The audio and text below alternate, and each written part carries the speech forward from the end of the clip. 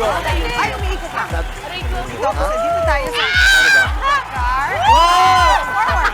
Uy, parang mas gusto ko doon. Teka, Hello. dito tayo. Magtatanggal ng sapatos. Nainggit Hindi yung nakatiis. bala. Nakatiis. Nainggit. Ang laki. Excuse lang, Jess. Excuse po. Excuse po. Ay, nakain. Ayan Ah, na pala. asan ba si Justin, ha? Ay, hello po. Dito sa baba. Hi. Asan na si Justin? Alright, batiin muna natin mga kapatid natin. Good morning, mga kapatid! Nawawala si Justin. Ay. Nasaan si Justin? Kain na naman. Dito. Nakain. Alright, April 11, mahalak malong sa wikang Inabaknon. Kasabay ng ating pagtatalo sa saya ngayong Webes. Bounce back na marami sa atin para sa pagbabalik trabaho at eskwela. Sorry, balik trabaho. May pasok na po. Correct, Jess. At gaya ng lagi nating mantra tuwing umaga, tuloy-tuloy lang. Dapat ang saya, iwas nega muna at enjoy ang mga moments kasama ang mga minamahal. Try niyo po itong paandar namin this morning.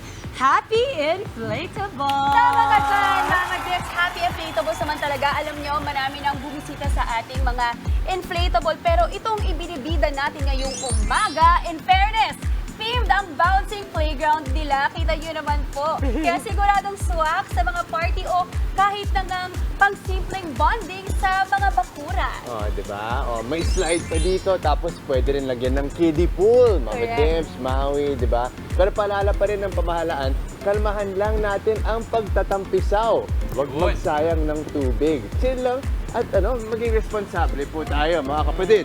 Ha, di ba, Mama Chiki? That's right, that's right. Basta ako na talaga, ako inawindang pagpasok ko, ang laki-laki nitong inflatables. Yan talaga. Oo, nakakainganyo. Hindi ako makapigil, di ba, Justin? Ito Yeah. nga, pwede tayo mag-enjoy.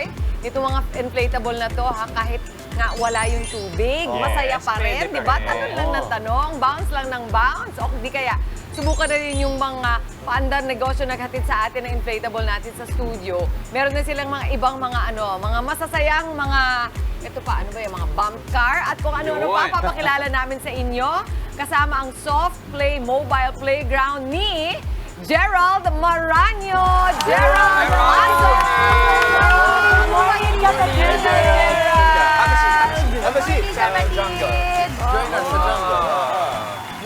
Feeling feeling bagets kami lahat. Maraming salamat sa iyo. Yan, pwede sa akin. Oh! Bye-bye mo naman kami dito sa inyong Jungle Theme Playground. Bali, itong business po namin ay nag-start ito pandemic.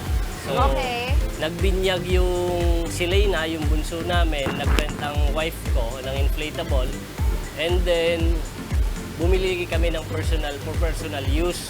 Then, naisipan namin na i-business na lang. Alam mo, yan ang kwento ng halos lahat ng mga business Yes. sa inflatable. Sasabihin ko nga sana, nung pandemya rin, kahit papano, no, maraming nabuo na business at nakakatuwa na until now, they're still operating and up and running. Yes. Naging home service ang team sa Right. Yes. di ba? So itong inflatable na to, for example, gaano ito kalaki at ilang bata yung pwedeng mag-enjoy dito? Kung mga small kids, kaya ng mga 10 to 15. Pag yung mga mid-size, Pag siguro adults mga- tulad namin, Mga adults, kaya pa siguro ng mga 8 to 10. kasama pa yung mag-isama Oh, dalawa pa. Yes. The 10 pa lang. Sir, ito, di ba, ito jungle theme to. Ano po yung mga ibang themes? Kasi nakita ko piniplay nila sa video kanina. Meron po kaming mga like Barbie, Yun. Candyland, tapos ito nga safari, tapos Ayan o, yung Barbie. basta yung Barbie. may mga maraming option po na pwedeng pagpipilian. Anong Depende mabenta sa ngayon? team party. Anong mabenta ngayon na theme? Depende po. Depende. Ito Depende safari. ba? Depende. Pero Sir Barbie. Gerald, maliban po sa inflatables, meron pa kayong ibang mga ino-offer Yeah, na meron po kami yung paglaruan? mga soft plays, mga toys. Soft plays, May toys. balloon dome.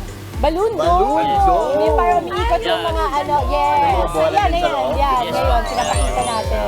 Ayan. Yes. Ay, try natin to, yung bump car, kaso parang hindi tayo kasha. Kasha ba kami Yeah, dito? yung Kasya ba Kasya kasya? ba? kids lang talaga. Pang kids lang talaga. Paano for kids Ay, at heart? For kids at heart, hindi Kids ba? at heart. Hindi Yung ba? bump Kaya na ayaw magpapigil. Oh, baka masyado mabigat ako. Sige, Ano? paano ba pinapaandar yan? Kaya ba? Yes, kaya, kaya. I don't know sir kung kaya. Ayun, sabi niya, I don't know. Okay, Ano ba, okay. wag na. Kanina na-try ko. Si Maui, Go, si kaya Maui, siguro. go. Si Maui, Kaya si nasa Maui. nakapaa oh. ako eh. Oh, ingat ha. Okay, tingnan Ah. ko. Great. Kanina umabante, I'll try Hindi this na kaya one. si Kasi Ma'am. mabigat. Yeah. Baka yung weight kasi. Ah, Pang kids okay. talaga. Mga 30 Pero kilos kanina, lang po. Ayan. 30 kilos. Buti na lang balintinitan lang tayo. Sasakay sana ako pero 30 kilos. Okay, kita yung paa. Tapos paano yung pag-operate? Parang very safe naman sa mga bata. Yes po. ano? On may power naman po siya. Ito lang po ang power niya. On and off. On And then, off, ito na po tapos- yung toggle. yung front. Yeah. Ayun. So, ano naman yan, sir? Parang bump car ba yan? Yeah. Parang ganon? Parang bump car po siya, pero Yes. for kids lang po. Okay, so ideally, anong weight limit po or Mga how old? 30 po. 30 kilos ang max. 33 Ano, kilos. mga 80 pounds siguro. Okay, medyo overweight Mga po ako 7, parang 8 years old below. napakasaya. Yes, meron pa doon, no? Ito naman, iba pa nating... Parang may Kasya ka dyan, sir. kids. Oh, kasya Ba ka. tayo Yan dyan? ang tunnel. Kasa ka dyan. Oo. Pinapahama ka na itong kapatid mong to, ah. Oh. Ako pagkasama sa bibig ng ano na yan. Kasya ka rin dyan. Okay. Pero ito, I'm sure marami tayong mga kapatid, especially summer, gusto nilang maghanap ng pwedeng pagkakitaan. Kundi mapagkakitaan pala for events, lalo pag mga birthday ng mga bagets ngayong summer outing. Ano. Paano ba nila kayo makukonda kung mahanap? Meron po kaming FB page, Lena's Playground, So Play. And then pwede naman po kami kontakin sa 0917-351-1318. Thank you. Maraming salamat again, Gerald, ng Lena's Inflatable Soft Play Mobile Playground. O mga kapatid, bounce up the happiness na. Tara natin salubungin ang araw ng may ngiti at pag-asa. Ako si Jess De Los Santos. Wow, isang araw na lang, weekend na. Kaya push lang ng push mga kapatid sa bright side ng lagi ang tingin. Ako po si Dimples Romana. At para hindi maubusan ng good vibes, magdagdag lang ng palagi ng inspirasyon at more motivation. Laban lang po mga kapatid. Ako naman po, si Maui Dabe. Iset ng isipan, magiging maganda ang araw na ito at ang mga susunod pa.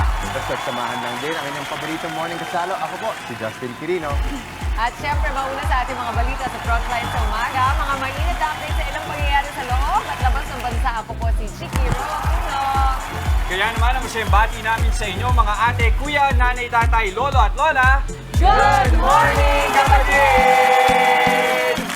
Ito po, time out muna tayo sa bounce. Pagsimulan natin ang medyo happiness, bounce tayo this morning. Pero balita muna tayo. Ito, kapapasok lamang po na balita. Dalawa ang patay matapos bumagsak ang isang helicopter ng militar sa Cavite City. Mag-aalas 7 kanina nang bumagsak sa likuran ng public market ang training helicopter. Ayon sa Armed Forces of the Philippines, mga tauhan ng Philippine Navy ang dalawang sakay ng bumagsak na chopper. Sa kuwang ito ng isang netizen, kita ang nagkalat na debris ng nasabing aircraft. Kita rin sa video ang dalawang piloto na naipit pa sa loob ng chopper bago pawian ng buhay sa ospital dahil sa tinamong mga injury. Hindi pa tukoy ang eksaktong sanhi ng helicopter crash. Para bigyan tayo ng karagdagang detalye, makakapatanayam natin sa telepono ang tagapagsalita ng Armed Forces of the Philippines na si Colonel Francel Padilla. Colonel, magandang umaga po. Magandang umaga po, sir. Magandang umaga po sa ating mga tagapakinig. Okay. Colonel, ano ho yung alam nating detalye tungkol dito sa sitwasyon nga na nagdulot nito pagbagsak nitong helicopter? Saan ho kaya ito papunta? Ito nga, sir, no, ang naiulat po natin at around 6:45 a.m., no, umaga, ang ating Philippine Navy Robinson's R-22 training helicopter, nag-execute po ito ng emergency procedures and crashed dito po sa malapit sa vicinity ng Cavite City Public Market. Particularly dun sa Draga Reclamation Area sa Barangay 57 ng Cavite City. So ang dalawang naval aviators po natin were rushed to the hospital for medical treatment pero sa kasamaang palad nga po, they succumbed to their injuries. Yung pamilya po ng ating dalawang piloto yet to be informed, no? Ang Armed Forces of the Philippines po through the Philippine Navy is conducting an investigation po dito sa cause po ng naturang insidente. Okay. Colonel, linawin ko lang ho ulit, saan ho sila galing at saan po sila papunta? So galing po ito dun sa ating headquarters ng Naval Air Group. So ang ano po nito is, ang mission nito is a training flight. Okay. Pero meron ho kaya tayong iba pang nakuhang impormasyon tungkol sa maaaring naging sanhi o dahilan ng pagbagsak nitong eroplano?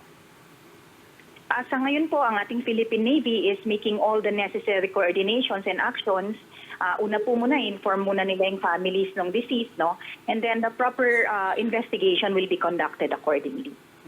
Pero ito, since nabanggit ninyo parang training flight, gaano na ho ba kahaba o kalawak yung experience nitong mga piloto na ito? Siyempre po yung ating instructor pilot is really an experienced pilot na. So being designated as the IT. May hawak po yan siyempre na estudyante. Pero yung circumstances po as to what led to this incident, alamin po natin yan to the results of the investigation. Pero Colonel, linawin din ho natin, wala naman ho mga naapektuhan na residente on the ground. Nakikita natin sa video ngayon, parang medyo magubat. Kahit pa binanggit natin kanina na parang nasa likod ng public market yung nangyaring crash, ano? Opo sir, no? Wala naman naiulat na nadamay dito sa incident nito. Usually po, pag sa mga training flights natin, we make sure po na yung areas na covered, mga po yan, mga secluded areas po. Okay, pero ito Colonel, meron pa ho kaya tayong detalye kung ilang minuto pa lang ito nakakalipad nung nangyari yung crash nga ho? Wala pa tayong exact details of what transpired, no? But the report of the crash was relayed at 4:45 a.m. Okay, maraming salamat po. Patuloy yung nating antabayanan ng balitang yan muli. AFP spokesperson Colonel Francel Padilla. Ito naman ang iba pa naming hinanda para sa ating agahan. Isa na natin, Justin. Okay, ito usapang kalusugan naman tayo, lalo na ngayong tag-init. Marami sa ating mga kapatid, lalo na yung mga bata, tumutugo ang ilong kapag sobrang init. Ang paliwanag sa kondisyong ito, ibabahagi sa atin ni Doc Dex sa sabi ni Doc. At ito naman, nakakadugo naman ng puso. Paano ba mabubuuli ang tiwala kapag pinagtaksilan ka ng iyong kaibigan? Pag-usapan naman natin yan sa Payong Kapatid. At sa legal ba to, lilinawin naman po natin, may expiration ba talaga ang birth certificate? Alamin ang sagot dyan ni Attorney Buko.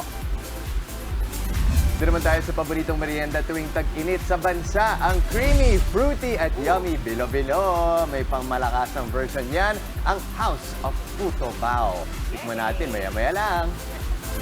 At mamaya naman po, sabay-sabay tayong mamangha sa binisita kong tahanan na smart house at container home na rin. Silipin natin yan sa My Bahay. At narito pa ang ilang mga balita sa Frontline sa umaga. Mamaya, half-day na klase ipinatutupad na sa mga pampublikong paaralan sa Maynila simula ngayong araw. Mahigit 1,000 pamilya na sunugan sa Tondo, Maynila. 3 sugatan sa pamamaril sa gitna ng pagdiriwang ng Eid al-Fitr sa Philadelphia, USA. Hit OPM band na Lola Amor nilabas na ang kanilang debut album. Ang inyong mga ngiti laging nakaka-happy, gawin naman natin lucky. Join na po sa aming Kagumokha Ako Selfie Contest. Tutok lamang po sa Good Morning Kapatid. Bonggahan lang ang mga posting at mag-picture-picture na. I-private message po yan sa amin. Ang mga selfies po ninyo ipadala sa official Facebook page ng Good Morning Kapatid. Ang mapipili po namin Selfie Royalty of the Day. Sa pagtatapos ng show, magwawagi na 500 pesos worth of load. Kaya naman sa Kagumokha. Go and selfie na. Tuloy-tuloy lang ang pagtutok mga kapatid. Magbabalik ang inyong paboritong kasalo sa umaga. Good morning, kapatid!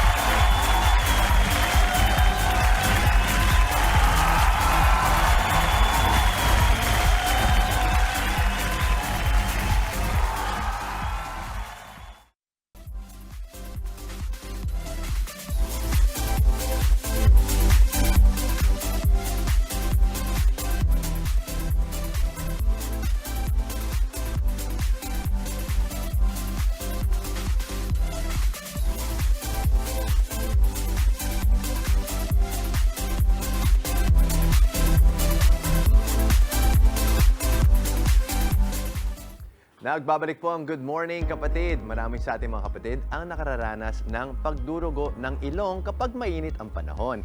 Dapat ba tayong mabahala kapag nakararanas ng nosebleed? Alamin sa sabi ni Doc. Maraming sakit ang nauuso kapag mainit ang panahon. Ilan nga sa atin nakararanas ng nosebleed o epistaxis. Nangyayari ito kapag napipinsala ang blood vessel sa ating ilong. Humihina kasi ito dahil sa pagkakatuyo o irritation na dala ng mainit na hangin at kalaunan ay nauuwi sa nosebleed. Karaniwang walang dapat ikabahala ang mga nakararanas ng nosebleed. Madalas kasing minor lamang ito at kusa ring nawawala. Pero dapat mag-ingat ang mga edad 8 hanggang 10 at 45 hanggang 80 dahil mas at risk sila dito. Mataas din ang tsansang mag-nosebleed ang mga buntis at may mga blood clotting disorders. Kapag dumugo ang ilong, huwag na huwag ititingala. Maaari kasing magdulot ng pagkahilo, pagsusuka at diarrhea kapag umabot ang dugo sa lalamunan. Umiwas din po muna sa pagkukutkot ng inyong mga ilong para hindi ito lalong mairita. Mahalaga na laging hydrated para iwas nosebleed ngayong mainit ang panahon. Iwas na rin muna po tayo sa paninigarilyo na isa ring irritant sa ating ilong. Kapag pabalik-balik o walang humpay ang nosebleed, kailangan na itong ipatingin sa espesyalista para hindi ito humantong sa anemia. Ikaw, may gusto ka bang pag-usapan tungkol sa iyong kalusugan? I-ask Doc Dex na yan sa aking Facebook page o sa official page ng Good Morning Kapatid. Uy, nagulat ako, contrary to what I was taught growing up. Kasi ang sabi, titigala. So, thank you, Doc, for clarifying. Yung pala, nakakahilo din posible, no? So, huwag nating ititingala. Pag So, okay, no? Neutral lang, ganyan lang. Neutral lang Kaya siguro. sabi, Oo. this is para lang mapigil yung pagdaloy ng dugo, ha? Hindi ito, parang hindi niya alam kung ano yung sanhi. Ganyan kailangan mo pa rin alamin. Pero parang tumigil yung daloy ng dugo, maglalagay ng pressure dito. Tapos itatak-in mo yung baba mo. Tapos pag ganyan pababa. Okay. Yun. So parang kung kaya nyo, ilalagay nyo sa in between your legs. Oo, parang below your chest level. Oo, pabaliktad talaga, hindi pa ganun sa tama si ito. Tama nga naman lahat ng automatic isipin natin para tumigil pa, Diba? para bumalik. Oo, eh. Matulog eh. Tsaka very timely kasi yung kids ko, duguin din talaga ang ilong, lalo na ngayong may initang panahon. Diba? Saka I think dapat talaga magpakonsulta, kailangan ipa-check kasi baka mamaya may underlying. Pwede rin. So, it could be a symptom of something else. Okay. Okay. Naku, nakakapraning talaga yan. Hindi ko kaya. Lalo siguro pag sa anak mo nangyari, no? Pag sa bata. Siyempre, tsaka diba? dugo yan pag eh. inabutan mo kasi, duguan na. dugo. So, isipin mo ano Mapapraning ka nangyari. talaga. Diba? Tapos yung minsan hindi mo alam kung saan nanggaling yung dugo. Diba? Nakakatakot pag dugo talaga. Ayoko. Okay, dito muna tayo sa happy vibes para matanggal ang pagkapraning ko. Eto, bumubuhos na po ang mga masuswerteng ngiti ng ating mga kapatid sa ating Good Morning Kapatid Facebook page. Oh, good morning. Oh, diba? May inflatable pool din siya. Cute. Tiki! Already Ay. na summer na summer. Formang forma, oh. Good morning. Naman. Hi. Ibig sabihin, ready sila makipaglaro sa inflatables. Yes. Pero Cute. stay indoors muna mga bagets. Sobrang init. Totoo. Mga kapatid, maraming salamat po. Pero magpadala pa kayo ng inyong mga selfies. Ilagay niyo na rin po kung saang lugar kayo naroon para sa chance na manalo ng 500 pesos worth of load sa ating Kagumoka Ako Selfie Contest. Yes. Akin na lang, no? Sa'yo na, dyan Akin na. sa akin na. Oh, ito. Ang kinig Mamaya, mo na yan. Sa may bahay. Back to you, Mommy Dims. Hello. Bibisitahin ni Mommy Dims ang isang tiny but smart house sa Bulacan na inspired sa container van. At sa legal bato, alamin, batas na may kinalaman sa validity o expiration ng birth certificate. Ipaliliwanag ni Attorney Buko. At ito naman, akala mo kaibigan, pero pagtataksilan ka pala. Ouch. Pagtitiwala sa mga itinuturing nating kaibigan, pag-uusapan natin sa Payong Kapatid. Huwag po kayong aalis. Magbabalik ang inyong paboritong morning kasalo, ang Good Morning, Kapatid!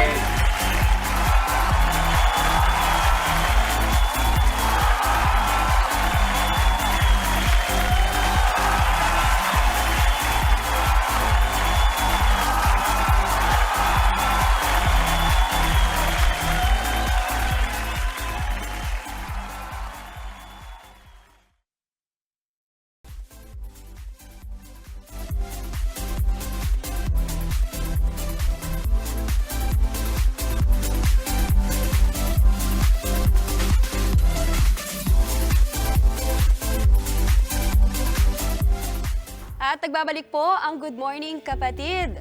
Usapang validity ng mga dokumento po tayo. Hinahanapan ka pa rin ba ng updated na kopya ng birth certificate mo? Nako, yan ang isyong tatalakayan ni Atty. Buko sa Legal ba to? Ma'am, ito po yung requirements na birth certificate na kailangan. Ma'am, updated birth certificate po ang kailangan. Dapat this year lang inisyo ng PSA. Ma'am, last year ko lang yan kinuha sa PSA. Authenticated pa nga yan, no? Ma'am, sorry po. Policy namin, updated birth certificate ang kailangan para ma-process yung request nyo. Kuha na lang po kayo ng bagong kopya ng birth certificate. Attorney, kailangan ko bang kumuha ng bagong birth certificate kung ipapasa as requirement? Legal ba to?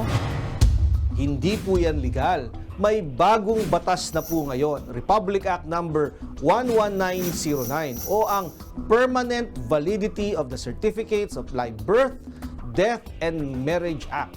Ayon sa bagong batas na ito, ang mga birth certificate, death certificates at marriage certificates na ini-issue ng Philippine Statistics Authority, PSA, o National Statistics Office o NSO ay wala ng expiration date. Ibig sabihin, pwedeng gamitin ito kahit anong petsa pa ang pagkaka-issue nito. Basta nababasa pa ito, walang sira at kumpleto pa ang security features. Mahigpit na ipinagbabawal ng bagong batas na ito ang paghingi ng bagong kopya ng PSA certificates kung meron namang lumang kopya na ibinibigay ang aplikante. Ang sino mang lalabag sa batas na ito ay maaaring makasuhan at maparusahan ng multa mula 5,000 piso hanggang 10,000 piso o pagkakulong ng 1 buwan hanggang 6 na buwan ayon sa hatol ng hukuman. Attorney, paano po kung nadoble ang registry ng birth certificate? Ano po ang dapat sundin? Iyong mas nauna sa records ng PSA ang siyang dapat sundin. Yung mas bago ay hindi nakikilalanin ng PSA. Kung mas nais mong gamitin yung mas bago, kailangan mong magsampa ng kaso sa korte. Ang tawag po sa kasong ito, Correction of Entry in the Civil Registry, upang ipakansila yung record na gusto mong palitan ng bago. Kung kayo po ay may nais ikonsulta sa inyong lingkod, i-follow lang ang Facebook page ng Good Morning Kapatid. Mangyaring i-private message po ninyo sa akin ang inyong mga katanungan. Maraming salamat. Thank you so much, Attorney Buko. Ayan, at least medyo naliwanagan na tayo kasi dati-dati hirap din akong makaisip. Kasi pag may mga anak ka, di ba? Kailangan laging may kinukuha. Oo. Pero ito, very nice tong na-feature ko sa may bahay. Maliit lang siya, pero functional na bachelor's pad at inspired sa isang container van. Interesting, di po ba? Sama-sama nating bisitahin ang tahanan ng may kakaibang design idea dito po sa may bahay.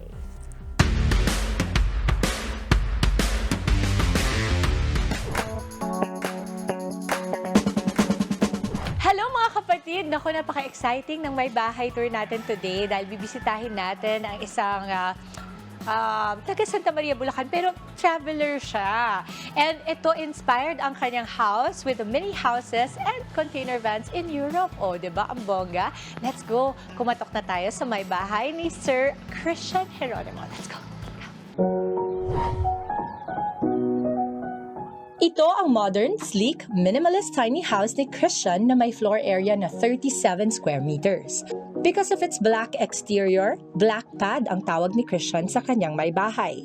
Sir Chris, maraming salamat at pinaubayaan mo kaming umikot mamaya doon sa loob ng iyong container van inspired from Europe. Is it during your travels na na-inspire ka to create a house like this? Nung nag-travel ako sa Europe, may napag-stayan kasi ako sa Italy noon. Container siya. Ayun, in love ako dun sa bahay kasi small siya pero super cozy. So when I decided... Saan sa Italy to? Sa Rome. Nung pag-uwi ko, nanood ako ng tiny house sa Netflix, yung mga documentaries din. Nag-gather ako information. Ayun, ginaya ko siya.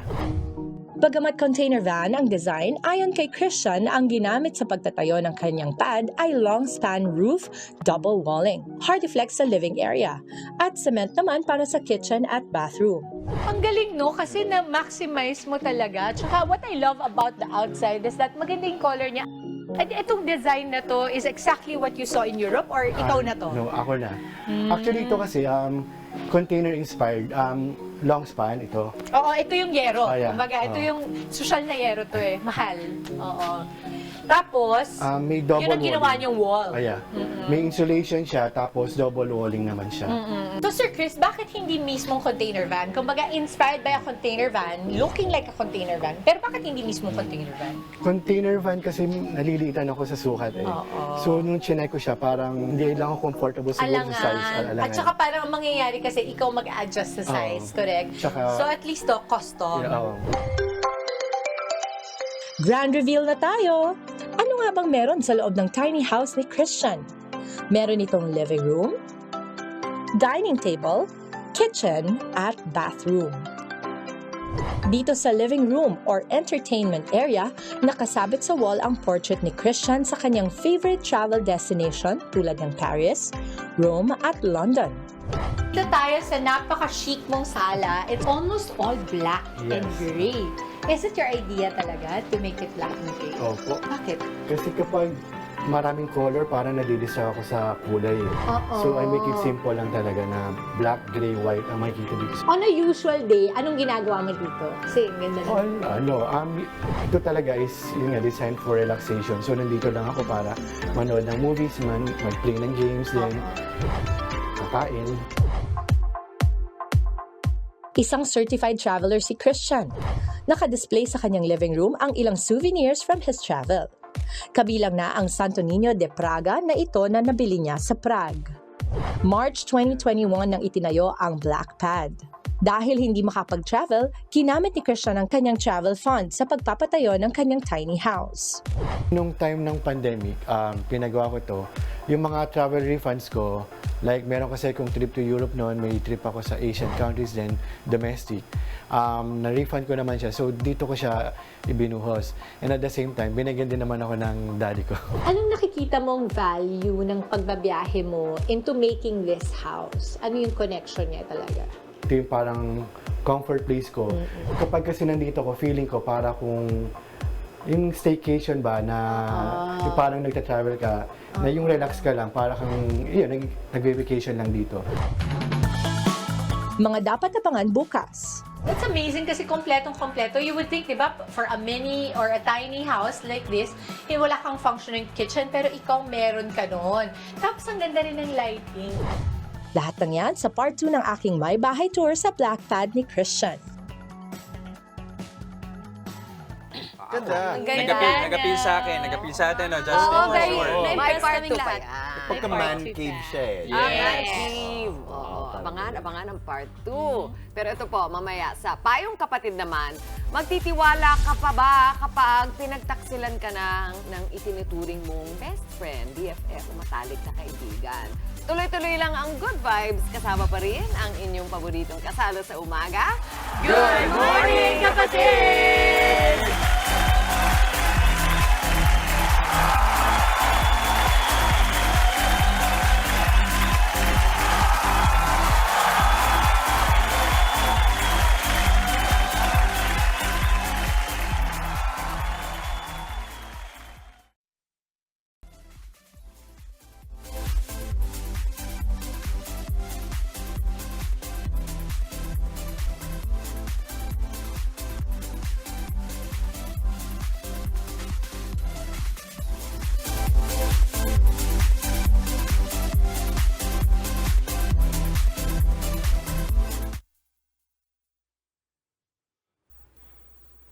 Malaki po ang papel ng ating mga kaibigan sa pang-araw-araw nating buhay. Sila ang paalala na anuman ang ating pagdaanan, meron tayong masasandalan.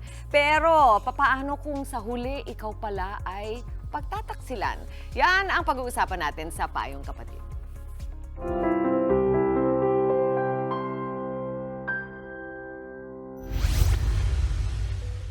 Mas magaan ang buhay kapag may kaibigan tayong karamay, anuman ang ating pagdaanan. Pero papaano kung ang pinagkakatiwalaan mong kaibigan, pagtataksilan ka pala sa dulo? Yan ang naranasan ni Elijah Sese. Nung isa ko pong kaibigan dati kasi pinagkakatiwalaan ko po, lagi ko pong sinasabi mga secrets ko po, ganun. Tapos isang araw po, may nag-chat po sa akin na isa ko pong kaibigan din. Tapos nalaman po nila yung mga sikreto ko po. Dahil dito, nahirapan na si Elijah na magtiwala sa mga nakatagpo niyang bagong kaibigan. At yung nakikipagkaibigan po ako, parang hinuhusgahan po kagad ako. Ganun. Parang after nito, sabi ko, feeling ko pag uusapan po ako, itatopic po kagad ako, parang sisiraan ako, ganun po. Natutunan daw ni Elijah na itakda kung hanggang saan lang ang pwede niyang ibahagi sa mga bago niyang nakakasalamuha. Ililabel ko po sila as classmate lang, tapos sa labas po parang wala lang po. Meron din pong friends, and then best friends po, ganun. Payo ng eksperto, huwag pa ring pagkaitan ang sarili ng pagkakataong bumuo ng mga bagong koneksyon. Huwag natin tanggalin ang ating sarili sa social game. Ang problem kasi, pag tinanggal mo yung sarili mo mismo sa tao, ikaw na mismo nagtuldok ng chances mo. Hindi katulad ng when you're keeping yourself out there, constantly engaging with people, you are now allowing yourself to really find a good match for you.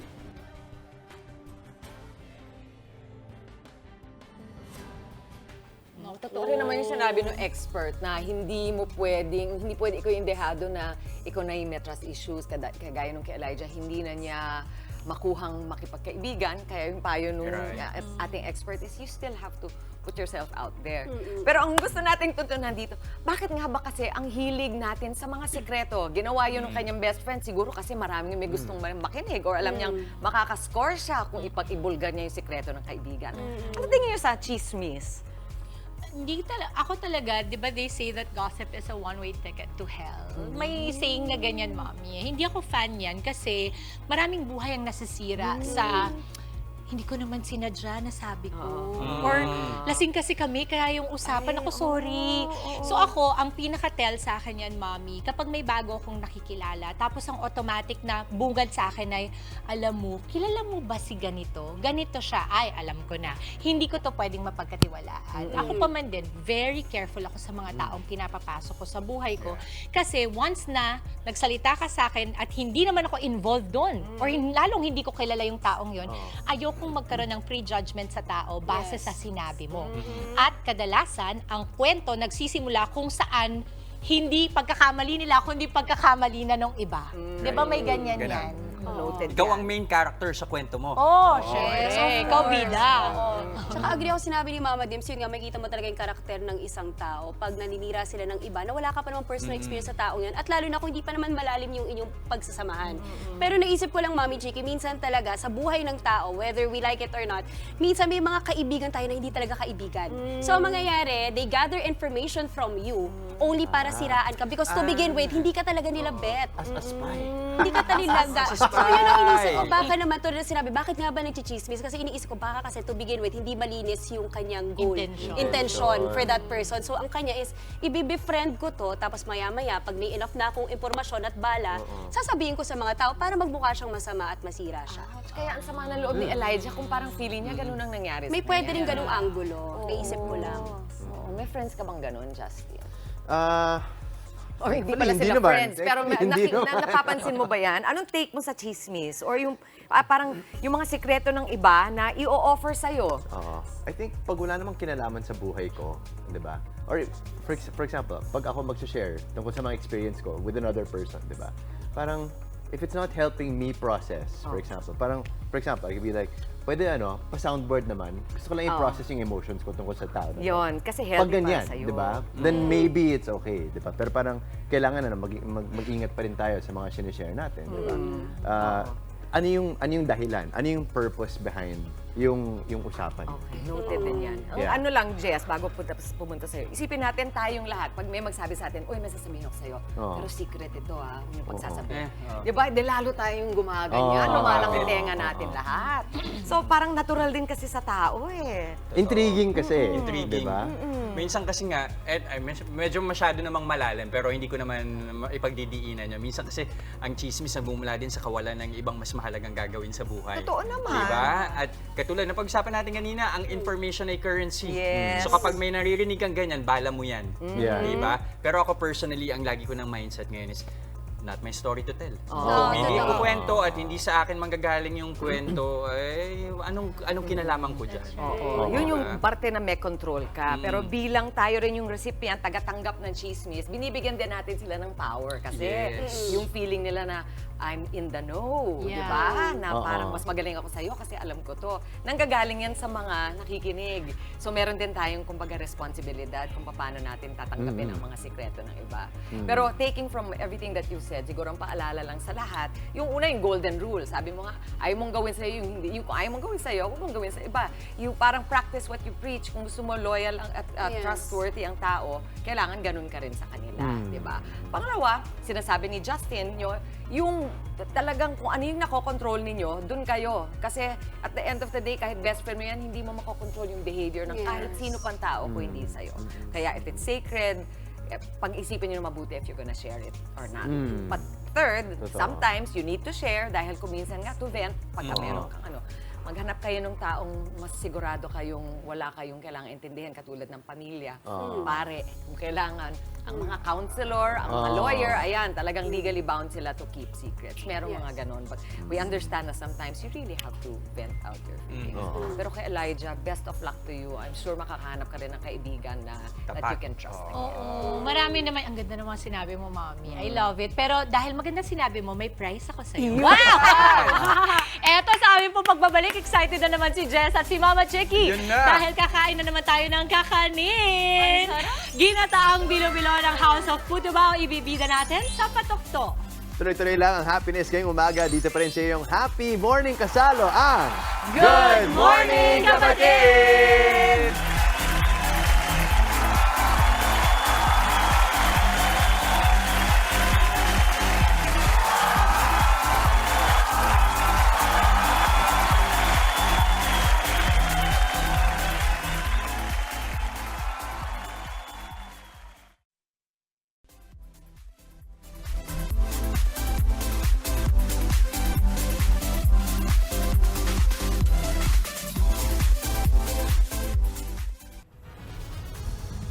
Kapapasok lang pong balita, magtitigil pasada ang mga transport group na Manibela at Piston sa Lunes, April 15.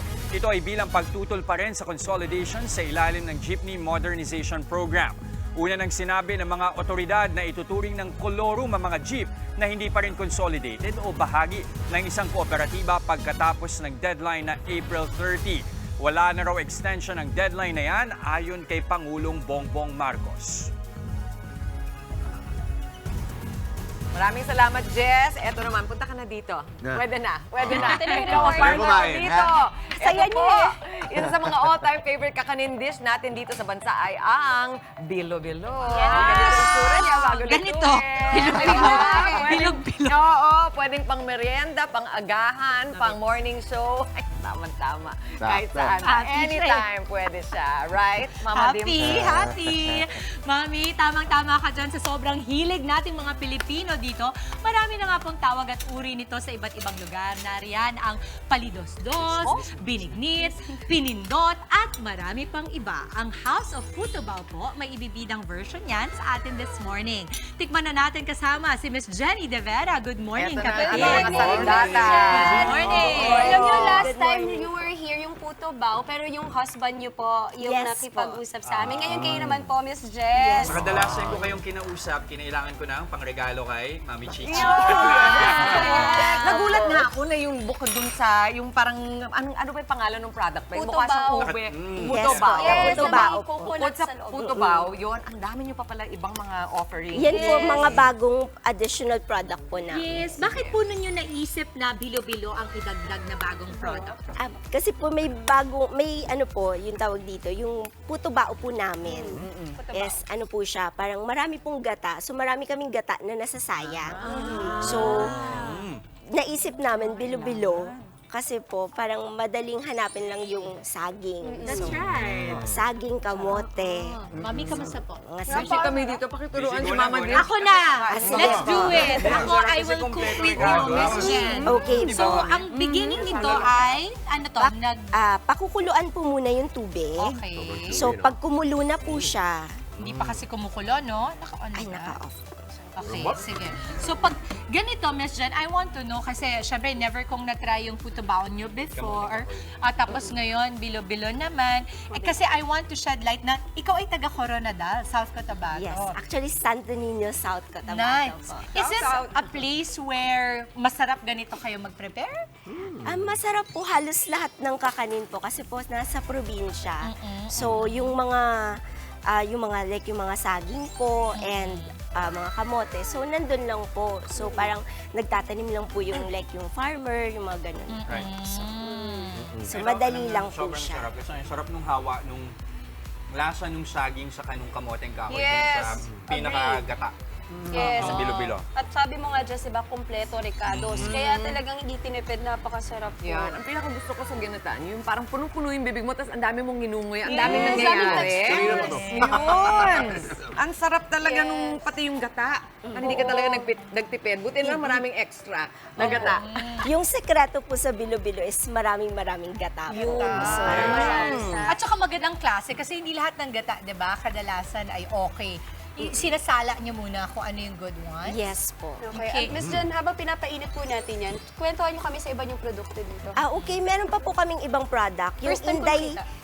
Inday po, yung para po siyang palitaw, pero instead na fresh coconut po, ang nilalagay ay yung bukayo. Bukayo. Yung mga hindi po nakakaalam, ang bukayo ay parte ng...